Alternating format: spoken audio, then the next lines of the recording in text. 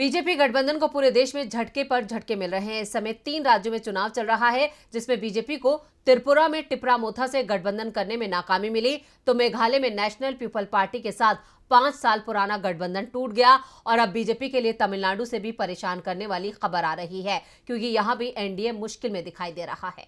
BJP की सबसे बड़ी गठबंधन सहयोगी एआईडीएमके छोड़ रही है एनडीए का साथ। एनडीए के साथ नहीं बचेगा कोई भी प्रमुख सहयोगी। आखिर क्यों एक एक कर एनडीए छोड़ रहे हैं राजनीतिक दल?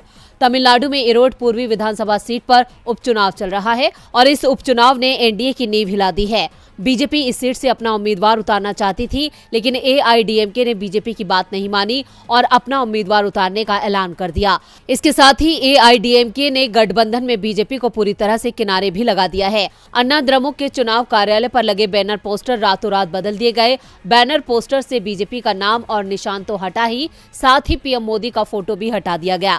इसके साथ ही गठबंधन का नाम भी बदल दिया गया। बैनर पोस्टर्स पर राष्ट्रीय जनतांत्रिक गठबंधन का नाम बदलकर राष्ट्रीय जनतांत्रिक प्रगतिशील गठबंधन कर दिया गया। पोस्टर में हुए इस बदलाव से एआईडीएमके नेता ई पलानीस्वामी ने बीजेपी को साफ संदेश भेज दिया कि उन्हें बीजेपी की ज्यादा जरूरत नहीं है। दरअसल एआईडीएमके के अंदर भी इस समय पलानीस्वामी और पनीरसेल्वम के बीच पार्टी पर अधिकार को लेकर लड़ाई चल रही है और इस लड़ाई में पलानीस्वामी भारी पड़ते दिखाई दे रहे हैं, लेकिन बीजेपी का झुकाव पनीरसेल्वम की ओर दिख रहा है। पनीरसेल्वम की बीजेपी से करीबी पलानीस्वामी को परेशान कर रही है और उन्होंने बीजेपी को साफ संकेत दे दिया है कि एआईडीएमके की लड़ाई से वो दूर रहें। दूसरी ओर बैनर पोस्टर से पीएम का फोटो हटने के बाद बीजेपी के राज्य प्रमुख के अन्नामलाई ने कहा कि उचित उत्तर दिया जाएगा।